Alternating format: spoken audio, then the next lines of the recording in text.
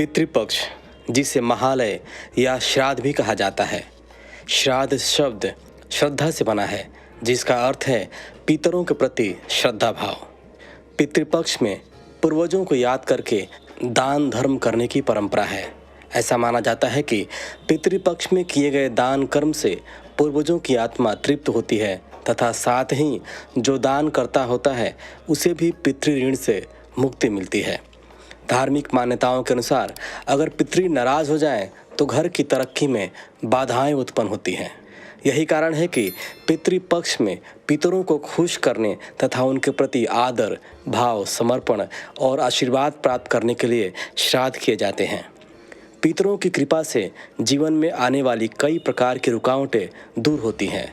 श्राद्ध न होने की स्थिति में पितरों की आत्मा अतृप्त रह जाती है। जिन लोगों की कुंडली में पितृदोष हो, पितृपक्ष में नियमित रूप से दान पुण्य करने से उनका पितृदोष मिट जाता है। तो आइए जान लेते हैं इस वर्ष पितृपक्ष किस दिनांक से शुरू होगा तथा इसका अंतिम तिथि क्या होगा। पितृपक्ष का आरंभ आश्विन मास के शुक्ल पक्ष की पूर्णिमा तिथि से होता है, जो आश्विन अमावस्या तिथि को समाप्त होता है। इस साल पितृपक्ष 20 सितंबर से शुरू हो रहे हैं तथा अमावस्या श्राद्ध यानी कि श्राद्ध का अंतिम तिथि 6 अक्टूबर को होगा।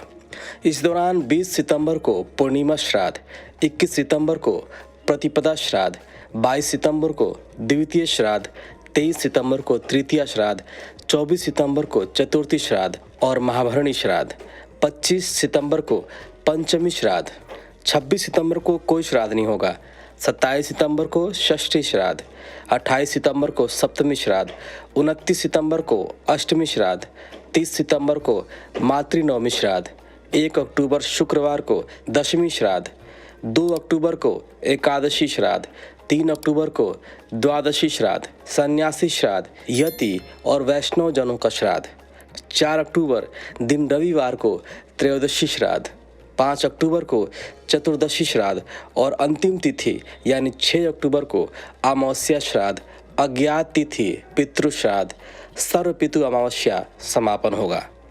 कहा जाता है कि जब महाभारत के युद्ध में कर्ण का निधन हो गया था और जब उनकी आत्मा स्वर्ग पहुंची तो रोजाना उन्हें भोजन की जगह सोना और गहना दिया जाता था। इससे परेशान होकर कर्ण की आत्मा ने इंद्रदेव से पूछा।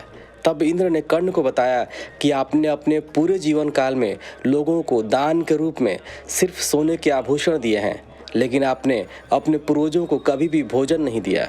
तब कर्ण ने उत्तर दिया कि वह अपने पूर्वजों को नहीं जानता। यह सुनने के बाद भगवान इंद्र ने कर्ण की आत्मा को 15 दिनों की अवधि के लिए पृथ्वी पर जाने का आदेश देते हुए कहा कि इसी समयावधि में आपको अपने पूर्वजों को भोजन दान कर वापस आना होगा। तब से इसी 15 दिन की विशेष समयावधि को पितृपक्ष के रूप में जाना जाता है। शास्त्रों के अनुसार जिनका देहांत हो चुका है वे सभी दिवंगत आत्माएं इन दिनों अपने सूक्ष्म रूप के साथ धरती पर आती हैं और परिजनों के द्वारा दी गई तर्पण स्वीकार करती हैं। हिंदू धर्म में देव ऋण, ऋषि ऋण और पितृ ऋण माननीय है। पितृपक्ष के दौरान तर्पण करके अपने पूर्वजों के प्रति श्रद्धा व्यक्त की जाती है। इंसान अपने जन्मदाता माता पिता को मृत्यु के उपरांत उनको भूल न जाए, इसलिए हमारे सनातन धर्म में उनका श्राद्ध करने का विधान बताया गया है। हिंदू धर्म में माता पिता की सेवा को सबसे बड़ी पूजा माना गया है। श्राद्ध के बारे में हरवंश पुराण में बताया गया है कि भीष्म पितामह ने युधिष्ठिर को बताया था कि श्राद्ध करने वाला व्यक्ति दोनों लोकों में सुख प्राप्त करता है। श्राद्ध से प्रसन्न होकर पितर संतान चाहने वाले को संतान, धन चाहने वाले को धन, कल्याण चाहने वाले को कल्याण और धर्म को चाहने वाले को धर्म इत्यादि इच्छा अनुसार वरदान देते हैं। हमारे भीतर प्रवाह होने वाली जीवन को वहन करने वाली रक्त में हमारे पितरों के अंश है, जिसके कारण हम उनके ऋणी हैं। तो यही अवसर होता है जब आप पितृपक्ष में अपने पितरों का श्राद्ध कर्म करके उनका ऋण उतार सकें।